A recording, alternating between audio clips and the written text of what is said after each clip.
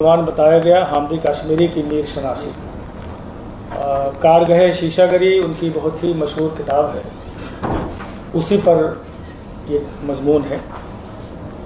ظاہر ہے کہ اس کی ایک توجیہ ہے جس کا ذکر میں اس میں کروں گا۔ حامدی کاشمیری کی یہ کتاب کارگہ شیشہ گری میر کا مطالعہ مارچ 1982 میں شائع ہوئی تھی۔ مارچ 1981 میں دریائے سخن کے عنوان سے مقدمہ ہے جو 17 صفحات پر مشتمل ہے۔ اس میں انہوں نے لکھا ہے کہ میر کا یہ مطالعہ آج سے 3 سال قبل اشاعت پذیر ہونا چاہیے تھا، یعنی 1978 میں مانا جانا چاہیے۔ یہ بھی خیال ہے کہ تجزیاتی کام کم از کم 3-4 برسوں میں ہوا ہوگا۔ اس لحاظ سے یہ کہا جا سکتا ہے کہ حامدی صاحب نے مطالعہ میر 1975-76 میں شروع کیا ہوگا۔ اس مقدمے میں ان کے مطابق یعنی 1981 سے پہلے تک خواجہ احمد فاروقی کی کتاب میر حیات و شاعری، سید عبداللہ کی نقد میر کے علاوہ سید احتشام حسین، عالم سرور، اثر لکھنوی، فراق، حسن عسکری، نصیر صدیقی، شبیع الحسن اور سردار جعفری کے مقالوں نے میر کے شعری ذخائر کا پتہ لگانے کی ضرورت کا احساس دلایا۔ لیکن ہم سب جانتے ہیں کہ جب فاروقی صاحب کا مطالعہ میر شعر شور انگیز کی صورت میں منظر عام پر آیا تو جیسے کہ ادبی دنیا میں ایک ہلچل سی پیدا ہو گئی۔ ظاہر ہے کہ ان 4 جلدوں نے میر کی تفہیم و تعبیر کے بہت سے دروازے کھول دیے۔ اس کے مثبت پہلو تو یقیناً بہت سے ہیں، لیکن ایک منفی پہلو یہ بھی سامنے آیا کہ دوسرے نقادوں کا میر فہمی میں جو کردار تھا وہ پس پش چلا گیا۔ یہاں حامدی کاشمیری کی میر شناسی پر گفتگو ایک طرح سے اسی ایک منفی تصور کی لو کو مدھم کرنے کی کوشش ہے، یعنی یہ کہ جس نے بھی میر فہمی کے لیے تنقیدی نگارشات چھوڑی ہیں، خواہ اکا دکا مضامین ہی کیوں نہ ہو، ان کا بھی ذکر ہونا چاہیے۔ اب ہم سب جانتے ہیں کہ آپ چاہے رد کریں یا جو بھی ہے، شعر شور انگیز کا یعنی فاروقی صاحب کا ذکر تو آنا لازمی ہے۔ تو ضرورت اس بات کی ہے کہ اس طرح کے گوشے میر پر جن لوگوں نے بھی کام کیا ہے ان کا، جیسا کہ ابھی ادب اور زندگی کے حوالے سے مجنوں گورکھپوری کے حوالے سے مضمون پڑھا گیا، تو یہ ضروری ہے۔ اور کل یہ بات ہو رہی تھی، اور بے شک شعر شور انگیز پر یا فاروقی صاحب کی جو اپنی میر شناسی کا معاملہ ہے اس پر الگ سے ایک سیمینار کی ضرورت ہے۔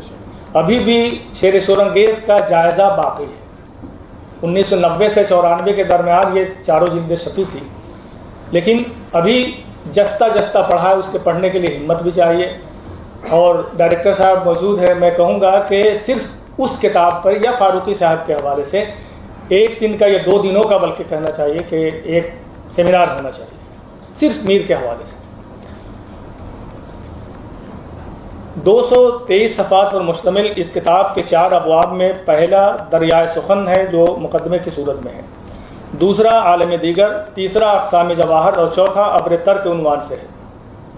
کارگہ شیشہ گری تصنیف کرتے ہوئے انہوں نے کلام میر کا ایک مبسوط انتخاب بھی تیار کیا تھا جو قومی کونسل سے 1988 میں شائع ہوا، جس کا دوسرا ایڈیشن ابھی 2022 میں بھی چھپ چکا ہے۔ حامدی کاشمیری نے میر شناسی کے لیے تخلیقی و تنقیدی یگانگت کی بات بھی کی ہے۔ ساتھ ہی انہوں نے مطالعہ میر سے پہلے اسی مقدمے میں کئی بحث انگیز باتیں کی ہیں۔ ایک نکات ہے کہ میر ہر بڑے شاعر کی طرح اپنے طرز شعر کے موجد بھی تھے اور خاتم بھی۔ انہوں نے چنار کے درخت کی طرح، یہ ذرا اس پر میں نے بحث کی ہے چنار کے حوالے سے، انہوں نے چنار کے درخت کی طرح آس پاس کی فضا کو رنگ، سایہ اور روشنی سے آباد تو کیا، لیکن کسی اور رویدگی کے لیے گنجائش باقی نہ چھوڑی۔ ایک نکات ہے کہ انہوں نے اپنے 6 ضخیم دواوین میں پھیلے ہوئے کلام کا سخت تنقیدی احتساب کے تحت انتخاب نہیں کیا جس طرح غالب نے کیا۔ ایک نکات ہے کہ یہ نقطہ ہے کہ ان کے دواوین میں ایسے اشعار کی تعداد ہزاروں تک پہنچتی ہے جو کلام منظوم کے ذیل میں آتے ہیں، اس لیے شعری اہمیت سے عاری ہیں یا معنوی لحاظ سے عامیانہ، پست اور مختصر ہے۔ انکوٹ۔ حامدی کاشمیری کے ان بیانات کی روشنی میں یہ بات تسلیم کی جانی چاہیے کہ میر واقعی اپنے اسلوب کے موجد اور خاتم تھے، اور یہ بھی کہ وہ ایک ایسے درخت کی مانند تھے جو دوسرے پودوں کو اپنے سائے تلے پنپنے نہیں دیتا۔ یہاں کسی عام درخت کے بجائے چنار سے تشبیہ دینا اس کی معنویت میں اضافہ کرتا ہے۔ چونکہ حامدی کاشمیری خود ایک تخلیق کار بھی تھے اور کشمیر سے تھے، اس لیے چنار کی مناسبت سے اس کے اوصاف میں رنگ، سایہ اور روشنی تینوں کا ذکر کیا۔ ان تینوں کی تخلیقی معنویت سے میر کی تخلیقی تہداری ہم آہنگ ہو جاتی ہے۔ ہم صرف کسی بڑے گھنے والے درخت کے سائے میں دوسرے پودوں کے نہ پنپنے کی باتیں تو سنتے آئے تھے، لیکن یہاں سائے یا گھنے سائے کے ساتھ ساتھ حامدی صاحب نے چنار کی مناسبت سے میر کی تخلیقیت میں رنگ اور روشنی کی تلاش کر کے ایک نیا زاویہ پیش کیا ہے۔ اب میر کی شاعری میں رنگ اور روشنی سے دوسرے فنون لطیفہ کی کار فرمائی بھی نظر آنے لگتی ہے۔ ایک خوبصورت چمکتا ہوا پر انوار پیکر خلق ہونے لگتا ہے۔ میری اس بات کی توثیق میں یہ شعر پڑھ لیجئے: گلو آئینہ کیا خورشید و مہ کیا، گلو آئینہ کیا خورشید و مہ کیا، جدھر دیکھا تدھر تیرا ہی روح تھا۔ اب آپ چنار کے اور میر کے شعر میں رنگ اور روشنی کی ہم آہنگی سے ابھرتے ہوئے پیکر کو محسوس کر سکتے ہیں۔ جہاں میر کے 6 دواوین اور ان کے سخت انتخاب کا سوال ہے، تو اس ضمن میں یہ کہا جا سکتا ہے کہ میر کو اپنے سارے اشعار عزیز تھے، اس لیے سخت انتخاب سے گریز کیا۔ یہ بھی کہا جا سکتا ہے اور ممکن ہے میر نے انتخاب کے بعد ہی 6 دواوین پیش کی ہوں۔ ممکن ہے انتخاب کیا ہو، دیکھا کس نے تھا، انتخاب یعنی کہ بعد ہی 6 دواوین پیش کیے ہوں۔ ایسے خلاق شاعر کے لیے کیا بعید ہے کہ 2-3 دواوین کے برابر کلام حذف بھی کر دیے ہوں۔ حالانکہ فاروقی صاحب نے لکھا ہے کہ میر کے اعلیٰ درجے کے اشعار بھی 4000 سے کم نہیں۔ غالب کا حوالہ بار بار دیا جاتا ہے۔ غالب کے سخت منتخب کلام میں بھی مبتذل اور عامیانہ نوعیت کے اشعار مل جائیں گے، کم ہی صحیح۔ غالب نے اتنا کچھ کہا بھی نہیں تھا۔ فاروقی صاحب نے غالب کے کم اردو کلام ہونے کی وجہ یہ بتائی ہے کہ غالب نے 1826 سے 1850 تک تو اردو میں تقریباً کہا ہی نہیں۔ غالب کا فارسی کلام اردو سے زیادہ ہے۔ اب تو جو کلام ہے اسی کی روشنی میں میر کی تخلیقیت کو سمجھنا ہوگا، اور اسی طرح میر فہمی و میر شناسی کا کارواں چلتا رہے گا۔ کلام میر کے انتخاب تک ہی اگر ہماری رسائی ہو جائے تو بہت ہے۔ 6 دواوین کی چھان پٹک کرنے کی فرصت ہی کس کو ہے؟ ذل عباس عباسی صاحب، فاروقی صاحب، احمد محفوظ صاحب، شہاب الدین ثاقب صاحب وغیرہ نے اس ضمن میں اہم کارنامے انجام دیے ہیں۔ دوسری طرف جن نقادوں نے بشمول حامدی کاشمیری نے انتخاب شائع کیے ہیں، انہیں بھی 6 کے 6 دواوین سے گزرنا پڑا ہوگا۔ حامدی صاحب نے لکھا ہے کہ میر ایک پیدائشی فنکار ہے۔ اس میں کوئی شبہ نہیں کہ ان کے شعری کمالات تمام تر وہبی ہیں، اکتسابی نہیں۔ انہیں اور بھی کئی طرح کی شکایتیں ہیں، جیسے کہ میر سے عمومی طور پر اغماض برتنے کا ایک سبب نقادوں کا عافیت کوشانہ اور سہل پسندانہ رویہ بھی ہو سکتا ہے۔ لیکن آج کے تناظر میں دیکھا جائے تو مطالعہ میر کے حوالے سے عافیت کوشی اور سہل پسندی کے بجائے ایک مثبت اور تمانہ تنقیدی بصیرت کے ساتھ مضامین بھی لکھے جا رہے ہیں اور کتابیں بھی منظر عام پر آ رہی ہیں۔ اگر صرف فاروقی صاحب کی 4 جلدیں شامل رکھ کر بات کی جائے تو دید حیرانی سے دیکھنا پڑتا ہے کہ فاروقی صاحب نے مطالعہ میر کے باب میں جو سنگ میل قائم کر دیا ہے، اس سے آگے کا سفر آسان نہیں۔ ظاہر ہے کہ جس وقت حامدی کاشمیری نے مذکورہ بالا شکوہ کیا تھا، اس وقت تک فاروقی صاحب کی شعر شور انگیز شائع نہیں ہوئی تھی۔ فاروقی صاحب کی 4 جلدیں 1990 سے 93-94 کے درمیان شائع ہوئی ہیں۔ پروفیسر قاضی افضال حسین نے میر کی شعری لسانیات کے عنوان سے PhD کا مقالہ سپرد قلم کیا تھا، جو 1983 میں منظر عام پر آیا۔ ادھر کے دنوں میں پروفیسر شہاب الدین ثاقب نے میر کے دیوان شوم و چہارم کے ساتھ فارسی کلام کی بھی تدوین کی، جس میں ان کی محنت شاقہ دیکھی جا سکتی ہے۔ پروفیسر احمد محفوظ نے فاروقی صاحب کے ساتھ مل کر کلام میر کی ترتیب و تدوین کا کام کیا۔ اس کے علاوہ میر پر ان کے مضامین کا مجموعہ بیان میر کے نام سے شائع ہوا۔ خیر یہ فہرست اور بھی طویل ہو سکتی ہے۔ کارگہ شیشہ گری کے دوسرے باب عالم دیگر میں تخلیقی عمل، تخلیق کی قدر سنجی اور ایسی تنقیدی نگارشات کو زیر بحث لانے کی کوشش کی گئی ہے جن میں میر کی شاعری میں ایک ایسی حقیقت کی نشاندہی پر سارا زور ڈالا گیا جو ان کی معاصر زندگی سے مطابقت رکھتی ہے۔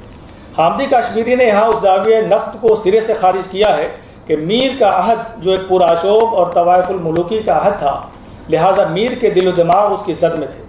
حامدی صاحب کا ماننا ہے کہ خارجی عوامل سے میر ہی کیا ہر شاعر متاثر ہوتا ہے، لیکن حامدی صاحب نے ارسطو اور کولریج کے حوالے سے یہ ثابت کرنے کی کوشش کی ہے کہ فنکار حقیقت یا فطرت کا مشاہدہ کرنے کے باوجود اس کی نقالی نہیں کرتا، بلکہ اس کی تخیلی بازیافت کرتا ہے۔ شاعری تاریخ سے زیادہ سنجیدہ اور فلسفیانہ اس لیے ہے کہ یہ آفاقی معنویت رکھتی ہے۔ یہ باتیں ارسطو کے حوالے سے لکھی ہیں۔ پھر آگے چل کر کولریج کا ایک اقتباس نقل کرنے کے بعد یہ لکھا ہے کہ تخیل ذات اور معروض کی دوئی کو مٹا کر انہیں ایک وحدت میں پیش کرتا ہے۔ کولریج کے اس بیان میں تخلیقی جودت کے کئی نقوش ملتے ہیں۔ حامدی صاحب لکھتے ہیں، مجھے کہنے دیجیے کہ ہمارے معزز نقادوں سے میر شناسی میں بڑی بھول ہوئی ہے۔ انہوں نے شعری عمل میں محرک کو حاصل سمجھ لیا۔ خارجی حقیقت کا سامنا کرنے کا یہ مطلب نہیں ہوتا کہ یہی فی نفس ہی شعر میں در آتی ہے۔ انکوٹ۔ حامدی صاحب نے جس اہم نقطے کی طرف اشارہ کیا ہے وہ اس لیے بھی قابل غور ہے کہ اس زمانے تک مجنو، گورکھپوری، احتشام حسین، سردار جعفری وغیرہ نے میر فہمی کے لیے عہد میر کے سیاسی اور سماجی بحران کو زیادہ اہم تصور کیا تھا۔ میر کے ذاتی بحران اور ان کی تنگ دستی اور حرمہ نصیبی وغیرہ کو زیادہ روشن کرنے کی کوشش کی تھی۔ اس لیے حامدی صاحب نے کہا کہ محرک کو حاصل سمجھ لیا گیا، یعنی کسی بھی فنکار کے اپنے ذاتی مسائل یا اوساط کے سیاسی اور سماجی بحران بے شک محرکات کے طور پر کام کرتے ہیں، لیکن تخلیق میں یہ محرکات نظر نہیں آنے چاہیے۔ اگر یہ سب تخلیقی طور پر انجذاب کے عمل سے گزر کر فن پارے میں مدغم ہو جاتے ہیں تو یہ خوبصورت تخلیقی عمل ہوتا ہے۔ میر کی تخلیقیت میں ادراک و انجذاب کی ہم آہنگی بخوبی دیکھی جا سکتی ہے۔ چنانچہ میر فہمی کے ذیل میں حامدی صاحب لکھتے ہیں، میر کے بارے میں سوچنا کہ وہ اپنے عہد کے حالات کے ترجمان ہیں، میر کو نہ سمجھنے کے افسوسناک رویے کو تو ظاہر کرتا ہی ہے، فن کی مبادیات سے بھی لا علمی کے مظاہرے کے برابر ہے۔ میر کے شعر کو پڑھ کے بھی دھوکہ کھاتے ہیں، ہم کو شاعر نہ کہو میر کے صاحب، ہم نے درد و غم کتنے کیے جمع تو دیوان کیا۔ چلیے ہم میر کو شاعر تسلیم نہیں کرتے ہیں کیونکہ انہوں نے بہت سارے درد و غم جمع کیے ہیں، لیکن درد و غم جمع کر کے دیوان ہی کیوں بنایا؟ کچھ اور بھی بنا سکتے تھے۔ یہاں تو کہا کہ ہم کو شاعر نہ کہو، اور دوسری جگہ یوں فرمایا، ریختہ رتبے کو پہنچایا ہوا اس کا ہے، معتقد کون نہیں میر کی استادی کا۔ یہ ریختہ کیا ہے جسے میر نے ایک رتبہ عطا کیا؟ شاعری ہی تو ہے۔ پھر دوسرے مصرے میں اپنے لیے اس ریختے میں استادی کا ذکر کیا جس کے معتقد سب کے سب ہیں، اور جب میر کہتے ہیں مصائب اور تھے پر دل کا جانا عجب ایک سانحہ ہو گیا ہے، تو کیا وہ درد و غم جمع کرنے والے بیان کو یا اپنے ذاتی آشوب اور بحران کو رد کر دیتے ہیں؟ ایسا کچھ نہیں ہے۔ شاعر بھی انسانی ہوتا ہے، اور وہ بھی زندگی کے مختلف شعبوں، مختلف موڑ اور مختلف منازل سے ہو کر مختلف النوع مشاہدے اور تجربے سے گزرتا ہے۔ وہی کچھ شاعری میں ڈھلتے رہتے ہیں۔ اصل چیلنج ہوتا ہے ان محرکات کو اجنبی بنانا، یعنی ڈی فیملیرائز کرنا، اور کسی بھی آرٹ کا فن کا مقصد بھی یہی ہوتا ہے۔ میر اس تخلیقی ہنر سے اچھی طرح واقف تھے۔ ان کی زندگی کے پراسرار قوائف اور نفسیاتی رموز سب کے سب تخلیقیت سے ہم آمیز ہو کر شعری پیکر بناتے ہیں۔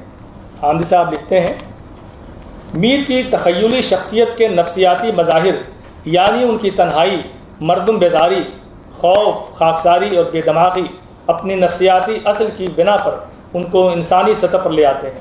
یہ نفسیاتی قوائف ان کی خلق کردہ ماورائی تخیلی فضا سے بھی مکمل طور پر مربوط ہیں۔ یہی وجہ ہے کہ وہ شاعری کا نجی عارضہ بن کر نہیں رہ جاتے، بلکہ ہم سب کا درد نہا بھی بن جاتے ہیں۔ انکوٹ۔ میر کی اس تخیلی شخصیت کو حامدی صاحب نے عشق سے جوڑنے کی کوشش کی ہے۔ عشق عالمی سطح پر بھی تمام زبانوں کا مضمون بلکہ مرکزی اور اہم مضمون رہا ہے۔ عشق کے بھی اتنے رموز اور اتنے زاویے ہیں کہ سب کا احاطہ کر بھی نہیں سکتا۔ حامدی صاحب نے اس مضمون کے ذیل میں کئی شعرا جیسے درد، سودا، میر سوز اور خود میر کے ہاں روایت زدگی کے تحت کہے گئے بہت سے اشعار کا ذکر کیا ہے، جنہیں محض شعر گفتن کے زمرے میں رکھا جا سکتا ہے۔ بلکہ حامدی صاحب نے تو یہ تک لکھا ہے کہ ایسے اشعار کہنے والوں نے اپنی قوتوں کا بے دردی سے ضیاع کیا ہے۔ اس کے بعد میر کے ایسے بہت سے اشعار پیش کیے ہیں جو ان کے بقول عشق کی سچائی شخصی تب و تاب اور واردات قلبیہ کا پتہ دیتے ہیں، اور یہ اشعار ان کا سرمایہ فن ہے۔ حسن کے بغیر چونکہ کاروباری عشق کا تصور نہیں، اس لیے حامدی صاحب نے میر کی شاعری کی اس جہت کو پیش کیا ہے جو حسن کی رنگا رنگی اور جلوہ آرائی کو سامنے لاتی ہے۔ محبوب کی گل پیرہنی، نازک بدنی اور اریاں تنی کے بعد زلف و لب و رخسار اور پھر محبوب سے قرب کا حوالہ دیتے ہوئے حامدی صاحب نے میر کے معشوق کا ذکر کچھ اس طرح کیا ہے۔ وہ ایک خوبصورت عورت کی زندہ شوق اور طرحدار شخصیت کا احساس دلاتی ہے۔ اس کی دلاویزی، خود سپردگی اور کشش اسے انسانی خوبیوں کا ایک زندہ پیکر بناتی ہے۔ انکوٹ۔ انسان کے سچے جذبہ عشق کی ترجمانی کے ساتھ ساتھ میر نے حسن و عشق کے اسرار کو دوسروں سے قدر مختلف انداز میں سمجھا اور دیکھا ہے۔ اسی لیے حامدی صاحب نے بھی ان کی حسن پرستی کو ان کے طبع رواں کی موج خوش رنگ کہا ہے، جو آس پاس کی فضا کو وقتی طور پر گلنار کر کے ڈوب جاتی ہے، اور پھر ان کی آگہی کے گہرے تاریک سائے پورے منظرنامے کو اپنی لپیٹ میں لے لیتے ہیں۔ آگہی کا گہرا تاریک سایہ کہنے سے میر کی فکری تہداری مراد لی جا سکتی ہے، جو کہ ایک مثبت پہلو ہے، ورنہ محض گہرا تاریک سایہ اگر مراد لیتے ہیں تو یہ ایک منفی پہلو ہوگا۔ حسن پرستی پہلے تو طبع رواں کی موج خوش رنگ تھی، لیکن اس کا رول وقتی تھا، جو آس پاس کی فضا کو گلنار کر کے ڈوب جاتی ہے۔ یہ تصور وقتی ہے جو کہ میر جیسے قادر الکلام شاعر کے لیے قطعی بجا نہیں۔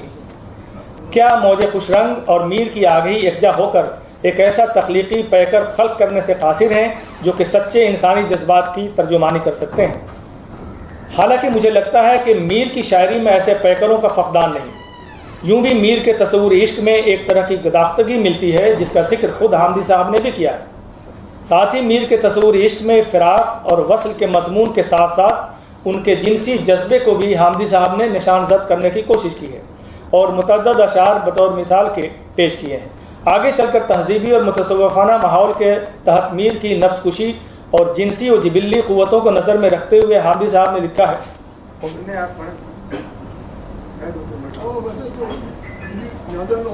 نہیں، یہ تو طویل ہے، بس ایک پیرا پڑھ کے چھوڑ دو، یہ تو چھپا ہوا ہے۔ یہ اقتباس ہے۔ میر کی جبلی قوتوں اور جنسی میلانات کی شدت کا اندازہ ان کی شاعری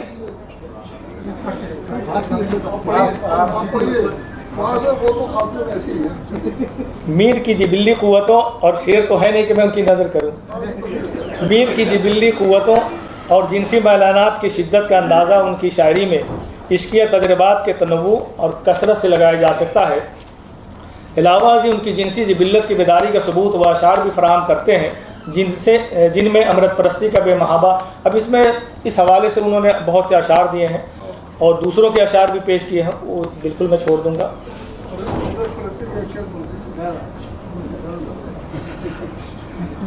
یہ دوسرا چیپٹر اقسام جواہر کے بارے میں زبان پر گفتگو ہے، میں بالکل نہیں پڑھوں گا، اور یہ بہت اچھی بحث ہے، کتاب میں پڑھ لیں گے۔ بہت بہت شکریہ۔